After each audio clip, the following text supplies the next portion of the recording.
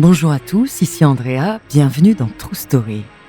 Aujourd'hui, je vais vous parler d'un homme considéré comme le premier tueur en série français, mais également comme un personnage haut en couleur de notre culture populaire. Homme à la longue barbe et au regard perçant, escroc et séducteur, cet homme fut surnommé le Barbe Bleue de Gambais parce qu'il faisait disparaître les femmes qu'il séduisait pour jouir de leurs économies. Accusé de 11 assassinats, son retentissant jugement s'est tenu il y a 100 ans jour pour jour, son nom, Henri-Désiré Landru. Des glaçantes disparitions au célèbre procès, découvrez sa true story.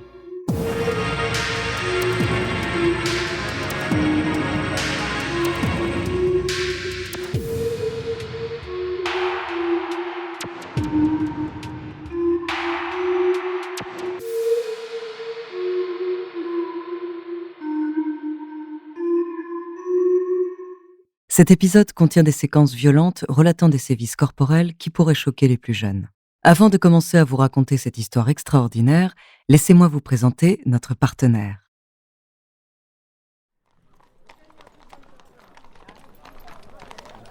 En 1869, dans les rues du quartier populaire de Belleville, naît le jeune Henri-Désiré Landru. Issu d'une famille modeste, son enfance n'en est pas moins heureuse, lui qui connaît un parcours de bon élève dans une école catholique. Il fut même enfant de chœur, sous-diacre, et ses parents envisagèrent aussi de l'envoyer au séminaire. C'est un peu plus tard qu'il rencontre des difficultés, lui qui rêvait d'une carrière en architecture, il ne parvient pas à entrer dans une école supérieure. Plus tard, pour séduire Marie-Catherine Rémy, celle qui deviendra sa femme, il fait croire qu'il travaille dans un cabinet d'architecte. Il l'épouse en 1893 et le couple a 4 enfants.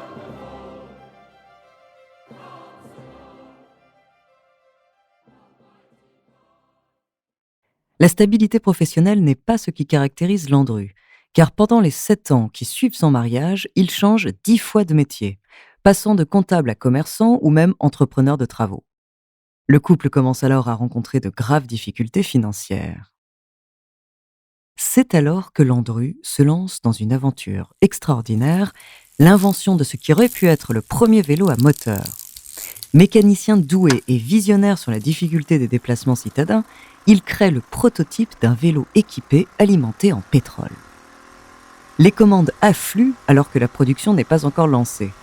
Et Landru choisit d'empocher les mandats sans livrer la marchandise. C'est sa première escroquerie.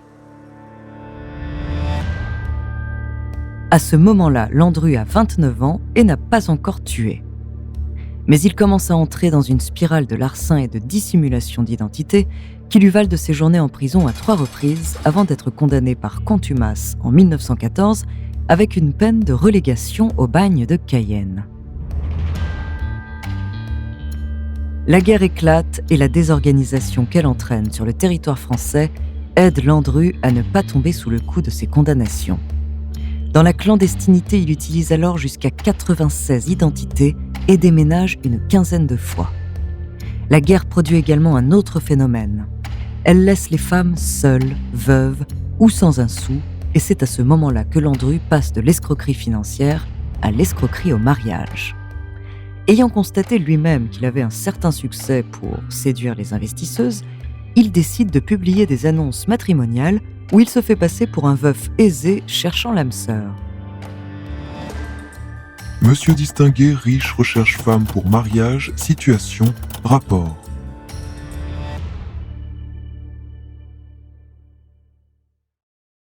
De bonne présentation, beau parleur et doté d'un certain sens de l'humour, Landru entre en contact avec 283 prétendantes, mais ne retient que des célibataires d'un âge respectable, au physique moyen, isolés ou veuves, et bien sûr, avec quelques économies. À Vernouillet puis à Gambais, petite commune des Yvelines entre rivière et forêt, il reproduit le même scénario macabre de 1915 à 1919. Il recrute une fiancée, la séduit, lui fait signer une procuration, prend possession de ses économies avant de la tuer et de faire disparaître son corps. La rumeur commence à circuler dans le village de Gambais.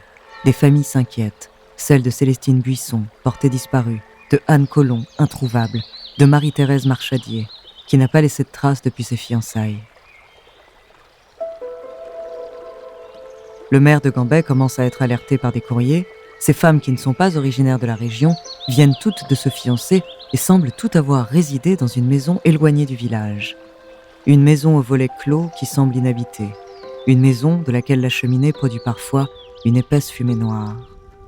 Car oui, c'est ainsi que Landru faisait disparaître ses victimes. Après les avoir assassinées, il découpait les corps et les brûlait dans sa cuisinière. Et pendant ce temps-là, il faisait croire à sa femme qu'il était brocanteur et offrait à sa famille des biens appartenant à ses victimes.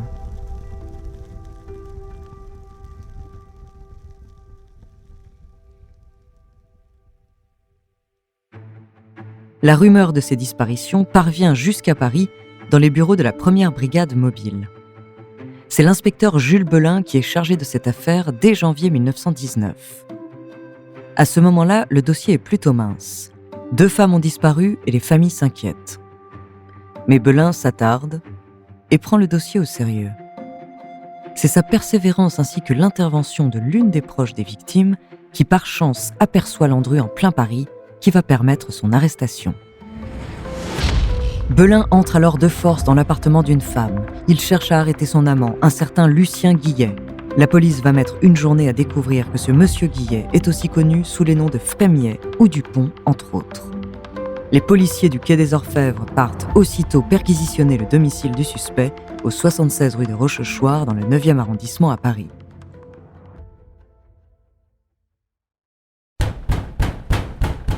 La perquisition est accablante. On y découvre des ossements humains, des dents, des effets féminins comme des sacs à main, des trousses de toilette, des cache-corsets ayant encore les initiales des femmes, des mèches de cheveux, des épingles à chignon. On trouve également de glaçants petits carnets où sont consignés les 283 contacts matrimoniaux de Landru, ses adresses et ses identités multiples, ses gains ou encore des factures de scie à métaux.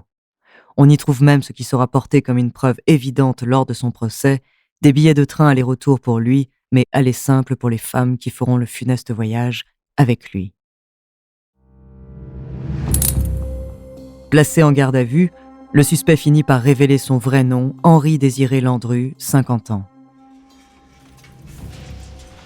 La presse porte immédiatement un intérêt notable à cette affaire retentissante. Il n'en fut pas moins pour le procès à grand spectacle qui se tient 2 ans plus tard, à partir de novembre 1921, il y a maintenant un siècle. Le public également se bouscule dans la salle de la cour d'assises de Seine-et-Oise qui siège à Versailles. On appellera d'ailleurs le train qui se rend au procès le train Landru, tant la population et les artistes de renom se pressent pour assister aux audiences. De nombreuses femmes deviennent même de ferventes admiratrices de l'homme à la longue barbe noire et aux yeux perçants. Ce que le public vient voir, c'est un homme jugé pour l'assassinat de 10 femmes et d'un jeune homme, le fils d'une d'entre elles. Mais c'est aussi un séducteur qui répond avec ironie et trait d'humour pendant toutes les audiences.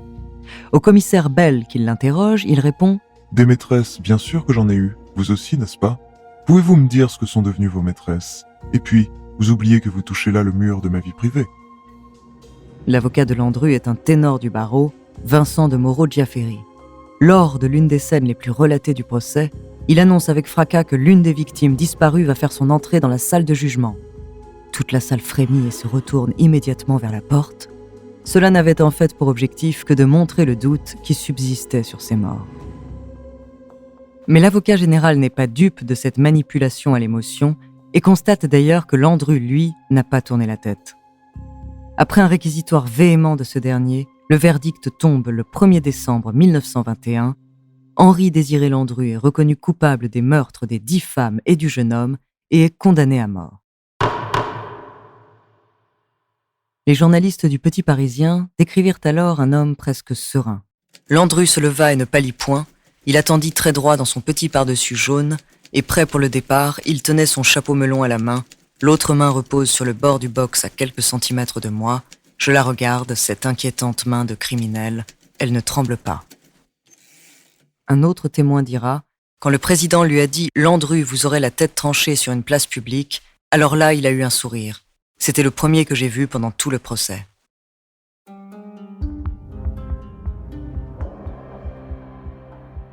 Juste avant l'exécution, son avocat lui demande s'il a des aveux à faire. « Cela, maître, c'est mon petit bagage. lui répondra-t-il avant que la guillotine tombe le 25 février 1922. Le Barbe Bleue de Gambais est donc parti avec ses secrets et encore aujourd'hui, la fascination perdure. 100 ans après, le tueur en série a inspiré quantité de livres, films, bandes dessinées, pièces de théâtre et même des chansons. Seule une femme aura échappé à ces actes barbares, Fernande Segret. Landru était amoureux d'elle et en fit sa maîtresse. En janvier 1968, soit plus de 45 ans après la disparition de Landru, à la date anniversaire de sa demande en mariage, elle se jette dans une rivière.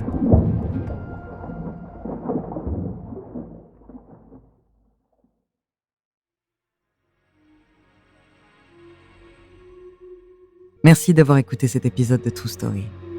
La semaine prochaine, je vous parlerai d'une célèbre chasse aux sorcières dans l'Amérique du Nord coloniale. En attendant, n'hésitez pas à nous faire part d'histoires que vous aimeriez entendre sur votre plateforme d'écoute préférée ou alors via la page Instagram ou Twitter de Bababam. Nous nous ferons un plaisir de les découvrir.